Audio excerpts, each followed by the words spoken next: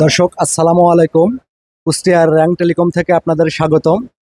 কুষ্টিয়ার rang telecom এই ভাই মোবাইলের যাবতীয় যন্ত্রাংশ খুচরা এবং পাইকারি বিক্রি করে থাকে। আমরা এখানে ভালো সার্ভিস পেয়েছি বিধায় বারে বারে এখানে আসি। অনেকেই দেখছি এখানে আসছে। ছোট ভাই, তোমরা কোথা থেকে আসছো?